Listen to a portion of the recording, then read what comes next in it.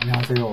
예로부터 전해오는 이야기와 사자성어를 알아보는 천곡의 니캉네캉입니다.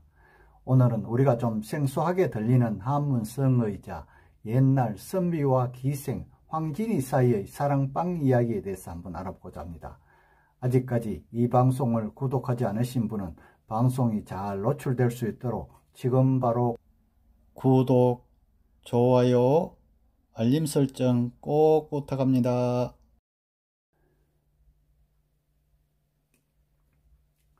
처음부터 한문이 등장하니 당황하셨죠. 점일이구 우두불출. 이 말은 최고의 기생 황진이가 옛날 어느 선비와의 사랑방 이야기를 소개한 내용인데요. 끝까지 한번 잘 들어보시기 바랍니다.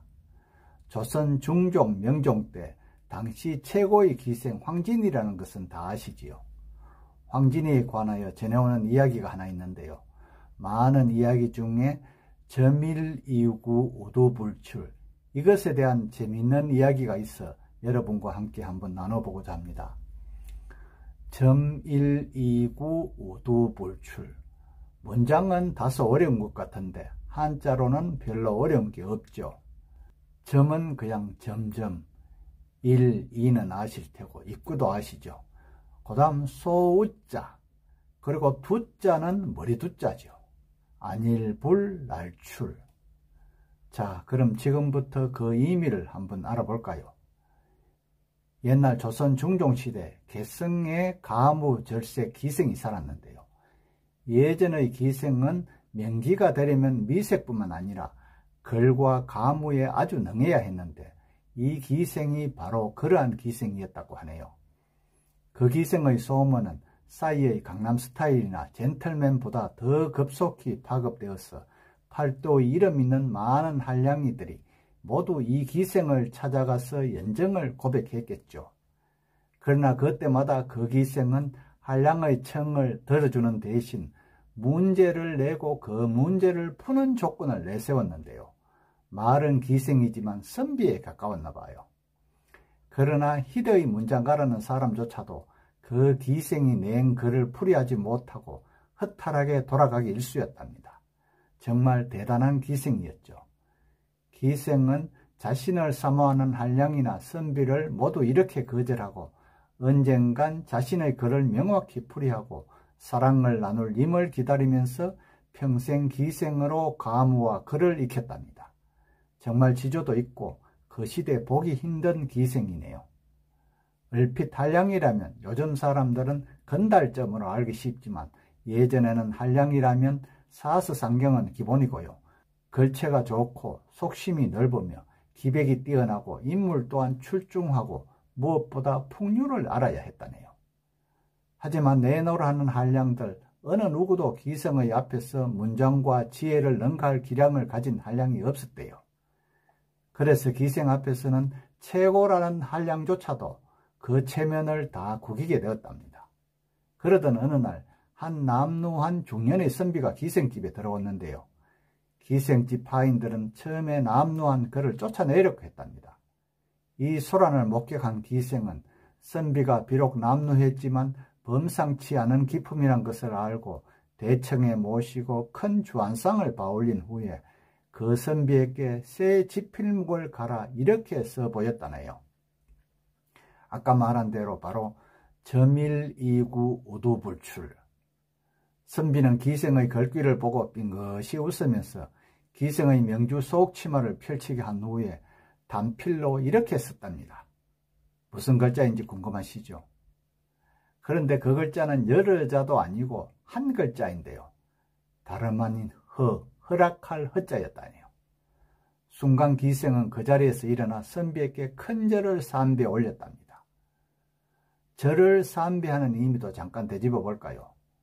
우리가 산 사람에게는 절을 한 번 하죠. 죽은 자에게는 2번 합니다. 그러면 3번은 어디 할까요? 절 3번은 임금에게 신하가 하는 하례로 알고 있는데요. 그 외에도 여자가 첫 정제를 바치는 남자에게도 하는 예법이랍니다. 오늘 새로운 걸 하나 알았죠. 그날 밤 선비와 기생은 정말 꿈에도 그리던 만리장성을 쌓았는데요. 그리고 보름이 지난 후 선비는 기생에게 큰 창호지에 시한수를 적어놓고 홀연히 길을 떠나버렸답니다. 물은 고이면 강이 되지 못하고 바람이 불지 않으면 꽃은 피지 아니한다. 내가 가는 곳이 집이요 하늘은 이불이며 목마르면 이슬 마시고 배가 고프면 초목건피가 있는데 이보다 더 좋은 세상 어디 있느냐 이렇게 적었답니다. 이후 기생은 그를 잊지 못하고 뼈에 사무치도록 그리워하며 비단 가죽 신발을 만들며 세월을 보내고 있었답니다. 풍운하인 선비의 발을 편안하게 해주고 싶은 애틋한 사랑에 손마디가 부풀도록 가죽 신발을 손수 다 지은 기생은 마침내 가산을 정리하고 그 선비를 찾아 팔도를 헤매 다녔다네요.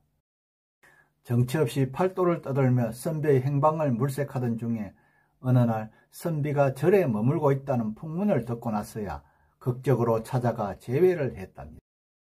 기생은 오랜만에 꿈에 그리던 선비와의 재회에 하룻밤을 보내고 다시는 선비를 놓치지 않겠다고 다짐했다네요. 그런데 꿈같은 재회의 첫밤을 보낸 다음날 해가 중천에 떠올라도 움직일 기색이 없는 선비에게 기생이 물었는데, 낭군님, 해가 중천인데 왜 기침하시지 않으신지요? 그러자 선비는 두 눈을 감은 채 이 절간엔 인심이 야박한 중놈들만 살아 오장이 뒤틀려 그런다고 했다네요. 이 말이 무슨 말인지 이해가 되나요? 저도 잘 모르겠는데요. 대략의 뜻은 배가 고파 오장이 뒤틀렸는데도 먹을 건 주지 않고 중놈들만 살아있다는 이야기죠.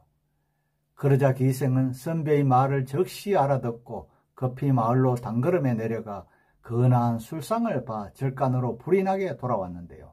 그러나 하룻밤 정포를 풀었던 선비는 어디 간지 보이지 않고 방 앞 마루엔 선비 대신 지난밤 고이 바쳤던 비단 가죽신만 가지런히 놓여 있었답니다.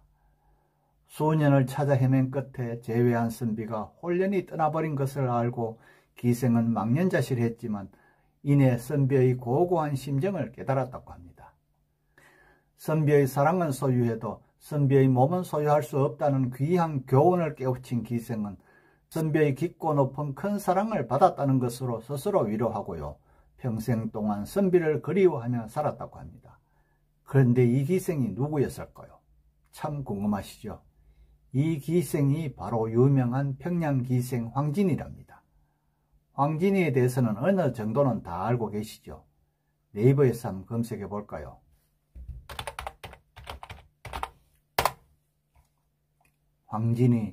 황진이는 조선 중기의 시인, 기녀, 작가, 서예가, 음악가, 무희이다.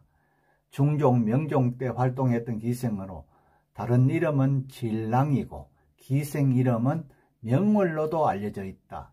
중종 때 개성의 황시성을 가진 진사의 서녀로 태어났으며 생부에 대해서는 전해지지 않는다. 시와 그림, 춤 외에도 성리학적 지식과 사서육경에도 해박하여 사대부, 언일사들과도 어울렸다. 이렇게 나오네요. 황진이는 우리가 평양기생으로 잘못 알고 있는데 사실은 개성기생이고요. 개성 여인들은 미색이 뛰어나고 재주가 특출했다고도 한답니다. 그럼 황진이가 그토록 사랑한 남자는 화담집의 저자, 조선 성종 때 사람, 철학자 서경덕이랍니다. 자, 그럼 황진이를 만났을 때 서경덕이 푼 황진이의 글뜻이 왜 허락할 허인지 궁금하시죠? 먼저 점일이구는 글자대로 모두 합치면 말씀원자가 됩니다. 한번 볼까요? 맨 위에 점이 있죠. 그 다음 가로획인 1, 그 다음 두이가 있죠. 맨 아래 입구입니다. 그래서 말씀원이 되는 것입니다. 그럼 우두불출이란 무슨 의미일까요? 이 말은 소머리에 뿔이 없다는 뜻이죠. 소우자에서 머리, 그러니까 뿔을 떼어버리면 오자가 되는 겁니다. 오자는 자축인묘 등 12간지 중에 7번째 오자이고요. 낫오자라고도 하죠. 그러니까 말씀은 7째 지지요. 이 두 글자를 합치면 허락할 허자랍니다. 그래서 합니까? 결국 황진이는 석영덕에게 자신을 바친다는 뜻을 이렇게 사행시로 전한 것이랍니다. 이 글자를 해역할 수 있는 능력이라면 자신을 송두리째 바쳐도 아깝지 않다고 생각한 황진이의 기발한 아이디어죠. 정말 황진이의 사랑 찾기는 절묘합니다. 어때요? 재밌죠? 재미도 있고 한 수 배웠죠? 끝까지 시청해 주셔서 감사하고요. 구독과 좋아요도 꼭 부탁합니다.